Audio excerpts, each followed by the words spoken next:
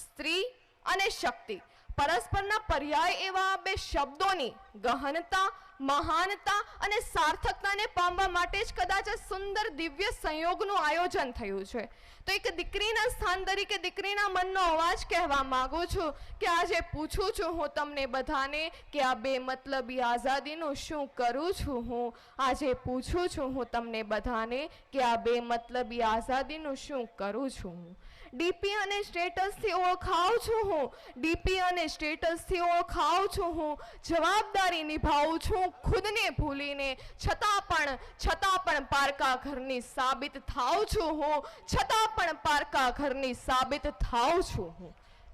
મેડિકલમાં ટોપ કરીને પણ સાડીનો પાલવ સરખી રીતે નાખતા શીખું છું હું, મેડિકલમાં ટોપ કરીને પણ સાડીનો પાલવ સરખી રીતે નાખતા શીખું છું હું.